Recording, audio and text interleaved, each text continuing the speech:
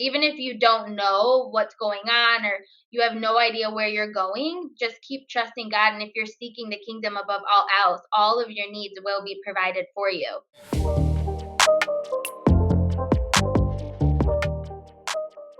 Hey you guys, welcome back to the channel. My name is Michaela and today I'll be interviewing a very special guest.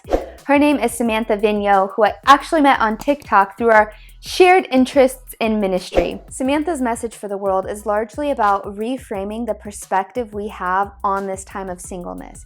It's not something to be ashamed of, and it's not something to waste away in either, because God actually has a divine purpose for you right now in this season too. Samantha's a great example, and we talk a lot about her journey of learning to release control and really trust the plan that God has for her life, knowing that it's way better than any plan she might have had for her life. The overarching message is to really just use this time to pour into yourself and your dreams and goals in your relationship with God, so that you are full and complete and prepared for when the next season is ready to come. And without further ado, let's get on to the episode. Just wanted to talk about your story and how you came to know Jesus, like if you always grew up that way, or how that happened, and then where this passion for Christian singles developed, because I'm not single, but like I get so much out of your content even, and I just love it, and I wish that I would have had somebody in my life at the time that I was single that was speaking the messages that you are on TikTok and Instagram. I think it's amazing what you do. So I'd like to know where that passion started. Yeah, thank you so much for inviting me. It's awesome the people you meet on TikTok, and I love watching your content as well. And it's so fun, becoming friends with other creators and influencers, and like really encouraging each other and everything. So it's been fun. So I grew up Catholic actually. Okay. So my parents are not religious. But we do, like, my grandparents are Catholic, like we grew up Catholic. Um and so I made my communion and confirmation, and as a kid I always felt a higher power, but I didn't understand like Christianity. It didn't really like speak to me, Catholicism. And like I said, my I didn't grow up in like a religious household, but I have a wonderful family. My parents are great, and I had a really good childhood. But I always, like I said, felt a higher power, and I actually did like going to church, but I would sometimes go with my grandparents and stuff like that. I was definitely that kid that, well, I started really like partying and stuff in high school. Okay. And then I went to college, and I just really was the, person that went away to college, like went wild. Yeah, me Had too. like I don't feel bad. yeah, yeah, our backgrounds are a little similar. I was watching some of your stuff and your testimony. Um so yeah, I had the full like American college experience, like drank constantly, just like partied, like did whatever I wanted. And it's like scary looking back now, like I really was just like leading my own life, Looking back too was finding a lot of fulfillment in men. Mm-hmm. A lot of times when we don't have something else, it's like we're putting everything into either like having a boyfriend or having a crush or like a guy giving us attention. Or it wasn't until I graduated college and I was about 22, so I was working at the time. And I was really doing a lot of searching on my own, like a lot of self-help books, because again, I always had this like spiritual, like I knew something was there. Mm-hmm. So I was searching and for all like these answers, and how can I like help myself, because I know like I am filled with anxiety, I'm filled with worry, I'm filled with like, why am I feeling this way? Like I felt kind of emptiness. Yeah. And then the guy I was with at the time, the guy I was in a really serious relationship with him. I just like opened up with how I was feeling and everything, and we ended up going to the church that he grew up in. And so that was my first time at like a Christian church, which Okay. Catholic is Christian, but it is different. So this Yeah. was like a Christian non-denominational church. Okay, gotcha. So it is Yes. kind of a big jump because it's the same, you know, it's still Jesus and it's still the Bible. It's just a whole different approach to Yes. religion. I think with Catholicism and Orthodoxy, it's a little bit more about like the tradition and rituals, whereas like non-denominational is like more relationship centered than all of the religious components. Yes, that's a great way to explain it because that's exactly what it was at this church. I I just started to understand what it's like to have a personal relationship with Jesus Yeah. and what that meant in the Holy Spirit, and that immediately just like sucked me in, and I that's when I truly met God. And it was really a transition over time. Like, Yeah. I wasn't one of those people that was like, "Okay, my life is changed right now." Uh-huh. Um, but I knew that something was there, and I just kept going. So I started going to church every Sunday, and I really just it set the foundation for my relationship, and that is really when I turned to God. So I was about 22, and then my whole life was changed from there. Yeah, yeah. And what you said makes me think too of I remember when I first became a Christian, like I was still struggling, and I still struggle with lots of things, Mhm. obviously, but I was really struggling then of like, how do I just change all of this right away? How do I give this up, give this relationship up? And I had a woman in the church named Tammy that was really helping me with everything. She has no idea how much I talk about her, but Tammy, like, Wow, she that's really helped awesome. me when I first became a Christian, and she said something to me that stuck where she goes, "While salvation happened in a moment, sanctification happens over a lifetime." Wow. And so I really just learned like the closer you get to Jesus, the more the more you just naturally start to change. It's not like a forced thing. It's like over time, naturally, gradually, you just begin to grow out of all the interests that you had before. And like you said, you were partying. I did the same thing. And you just keep trying to fill yourself, and you always end up still feeling depleted. So Mhm. when you meet Jesus and you realize like this is an eternal fulfillment, Right. it makes you seek that way way more than the temporary things that always left you feeling empty anyways. Mhm.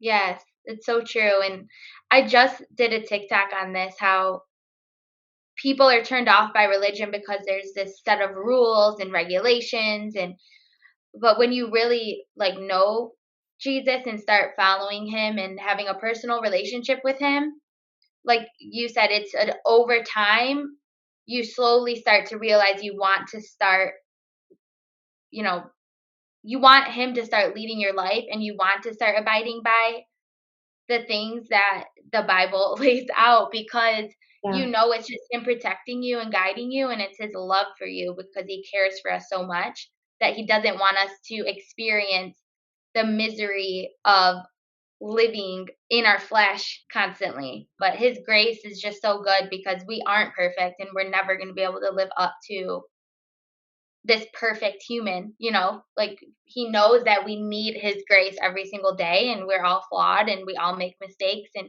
just because we're saved doesn't mean that we're all of a sudden like perfect.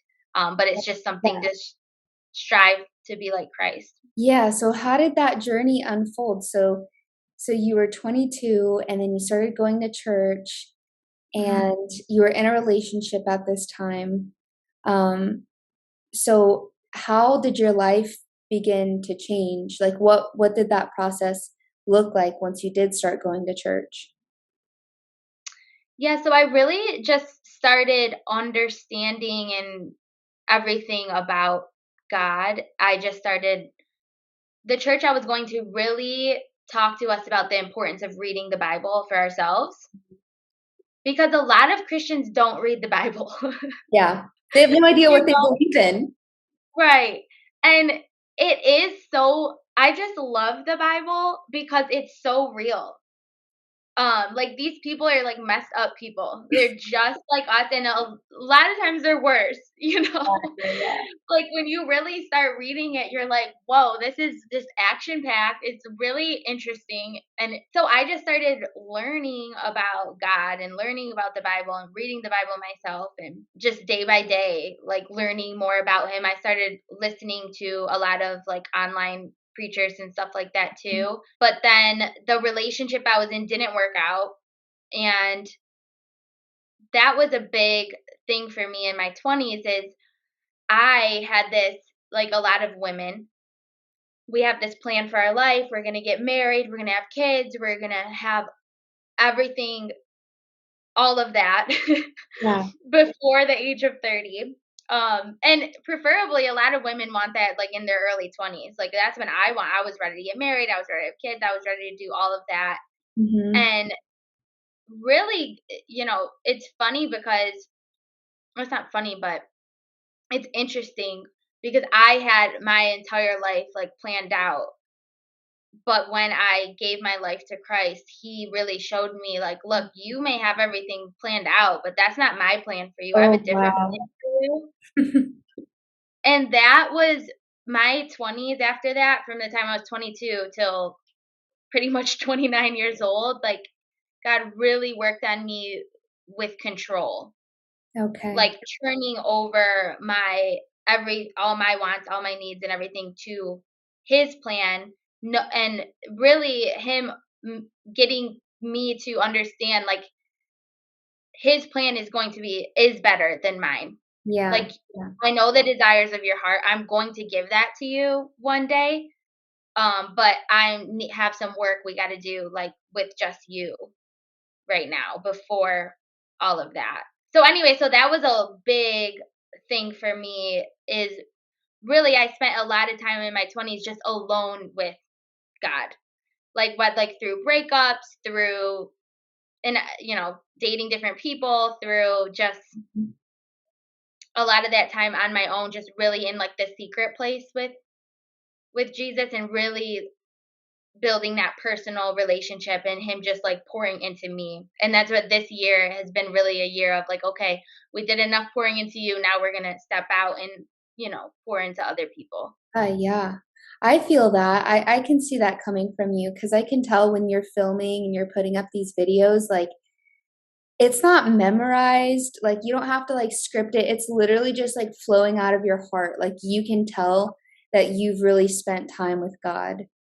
Oh, thank you. And yeah, I did spend a lot. I mean, I do think it's important that we always carve time out to just be like in his presence. But yeah, it took me through, and that's why I'm saying like a lot of people when you're just saved think it's like a night and day thing, but it definitely was a good like 6 years probably where it was just like me and him and me learning like all about him and just being really hungry for Yeah. his presence and understanding more and just getting myself right before helping other people.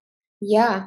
I found my husband really, like, really shortly after coming to Jesus, and, you know, like, I look back now and I wish I would have cherished that time being single more because I've said it in other videos just that God was doing so much and he was revealing so much and I was learning, like, really, yeah, how to be fully dependent on him. And Mhm. when you get married, it's not that everything changes, but yeah, pretty much everything changes. I think you posted a video the other day about how when you're single, your concerns can be for the kingdom and for the Lord. And then as soon as you're married, your concerns are for serving this spouse. And in turn, that is like serving Jesus, serving each other. So Mhm. I jumped right from one to the next really quick, so now I'm in the learning to serve my spouse phase of this whole thing. Yeah, and that is beautiful too because God has a different plan for each one of us. And really, my message is like marriage is such a beautiful thing. I desire marriage one day, and I know that if you have that desire, I believe that God does have someone for you Yeah. um, in His timing. But I think the culture today has really painted this. depressing picture of singles. Mm, Like even with the movies and TV, like the single person's always painted as like depressed, like lonely, like not happy until they find a spouse, and like going out all the time, and like friends with benefits, like always having to do all of these like worldly things, and I just realized like that's not true. I'm not believing that anymore, because I got sucked into that too. Like, oh my gosh, I don't have a husband, I don't have kids, like I'm supposed to be like, what am I doing with my, right. I've just been telling myself like I'm not believing that lie anymore. I'm like done with that, and I'm really my mission is to really like transform the way like singles view themselves. Like this is a time that is so like precious that we should be embracing, and then also people that aren't single, like viewing single people in a better light too, because you Yeah. often find like family and friends, like you feel bad for, like it's just, I Right. even too, like you end up feeling bad for like the single one. Like awkward at Thanksgiving when it doesn't have to be.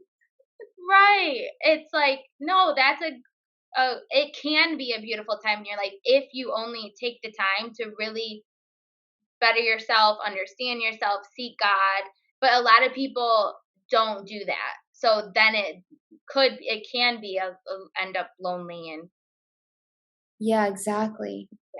yeah, I think the devil, he'll use anything, like anything to make us think that whatever we have right now isn't enough and we need to be seeking somewhere else. So whether you're right, single or you are married, it's like he's got a different strategy for both ball grounds. And when you're single, you think a lot of people think like, well, as soon as I have that husband or that family, everything's going to be better, right, like this, that, and the other, I'm not going to struggle with, like they think that that's going to be the thing that fills them. And then as soon as they're married, it's like, oh, now Satan's whispering about all these other things. And now right. it the common denominator is pulling close to Jesus regardless of the season that you're in, Exactly. so that you hear more of his voice and less of the devil's voice. Yes, that's a really good way to put it. Yep, and you brought up a really good point, is with the lies that we've believed from the enemy and that the world's created surrounding singleness, it has caused a lot of us to date out of desperation Hmm. and lower our standards, basically, Yeah. because we are just scared of being alone. And really, Mm. I've made that mistake before too, gotten myself into situations I shouldn't be, because, or not gotten out of a relationship quick enough because I was scared to go back to being single, or scared to be Mhm. alone. Um, but it's so much better to be on your own and seeking God and really devoting yourself to Him, because then He's really like building us up and preparing us for the right person. And just, it's the hardest part is though having the faith to walk in the unknown and wait on the right person. Yes. And Yeah. that takes the Holy Spirit. That takes constant work to be in the presence of God. Yeah. And then when you are looking for that right person, I'm curious, like, what are your, I don't know if this is too personal, but how are you going about meeting new people and filtering potential spouses? Well, I did try like a couple like dating apps before, and I know like a lot of people have certain opinions, like dating apps are bad, or dating apps everyone has their own opinion, but I did try them for a little bit, and I met some good guys on there, but none of them led to anything. And Yeah. I just, early this year, I just told myself, and I really felt it in my heart with God, that I needed to take a break from that Mhm. and just really wait on God and meet someone organically. And I'm not saying I will, I don't know, maybe I will one day go back on. Um, but right now I feel like I just feel like I'm being called to just work on myself, work on this ministry that I'm Yeah. getting up and running, and then someone will just come along. And I'm trying to also get to the point where I'm not like looking all the time. That it Yeah. reminds me of that TikTok where, people have their like tape over their eyes. Have you seen that? Like, No. oh, there's a funny trend going on where people are saying your friends tell you when you're not looking that a spouse will come, so they're putting like tape over their eyes or Oh whatever. my goodness. But I am working on that. Like, Yeah. the right man will pursue me and find me. Yes. So Yeah. I've been just trusting God with that. And you're Honest. putting yourself out there like online for sure. So your reach is going far and wide. So you never know. You just never know Yeah. who might see your content. And Yeah. but I also hear your point of like, okay, but that's not the reason that you're doing these things.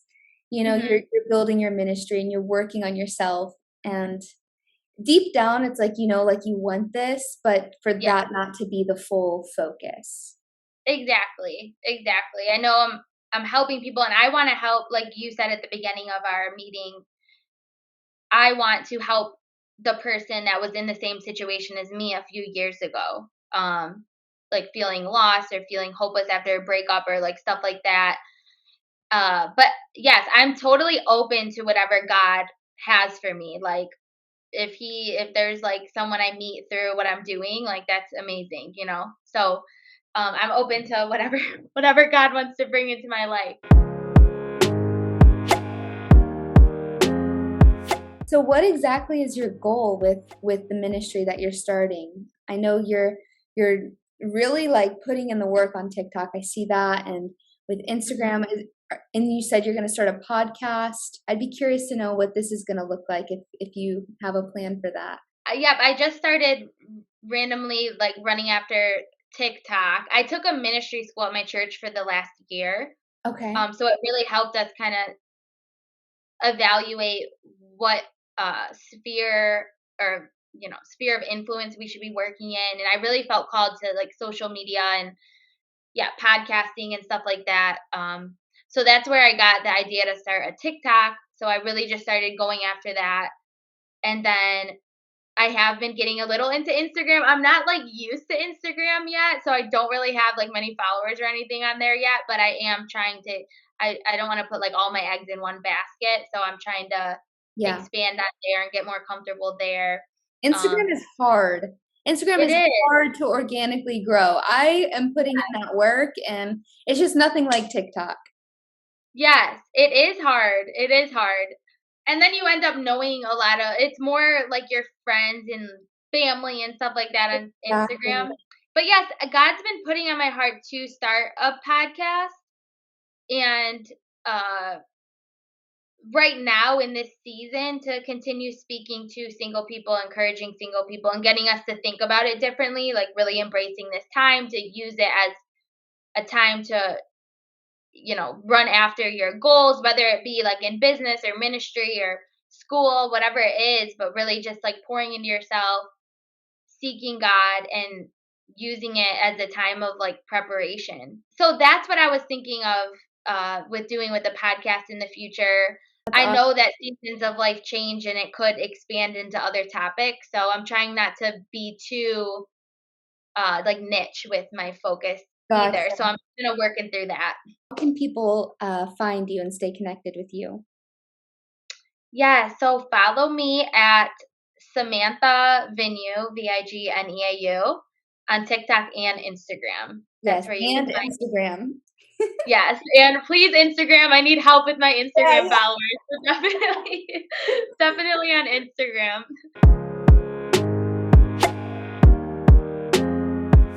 I want to know if there's anything else on your heart, to be it singles or women or believers in general. There's any final word of advice from you? I guess I would say for single people to just really try your best to embrace this season and to seek God and continue seeking His word, His presence, and really just enjoying this time that you have with just Him. Because I remember I was just in service the other day, and I go to church alone quite a bit, and I've met people through church, but the church I attend now, I started attending alone. I go on Sundays alone. And at first I was like, oh, this is kind of like sad that I go alone. But now I'm looking at it so differently. Like, I know when I have a family and everything, like, I'm going to look back and be like, that was so like peaceful and so amazing when I could just go to service by myself and just feel his presence and only focus on God and the message and the worship. And it's just such a it's a time where we really do have to like consciously look for all the beauty in the season, because so often the world is telling us something different. Like, we need to find a spouse, we need to be doing this, we need to be doing that, but there's so much beauty in just really discovering your passion and hearing from God, hearing where He wants you to go, hearing what He wants you to do in the earth, and focusing on healing, and just take the time to really enjoy the now and not worry about the future. Even if you don't know what's going on or you have no idea where you're going, just keep trusting God. And if you're seeking the kingdom above all else, all of your needs will be provided for you. There's nothing to worry about, there's nothing to be concerned about, because literally everything will be provided for you when you're seeking God above all else. So trust it and just know that when you're in the unknown and you have no clue what's happening or why something's happening, like, you don't need to understand why. God got you, and He's leading you and establishing your steps.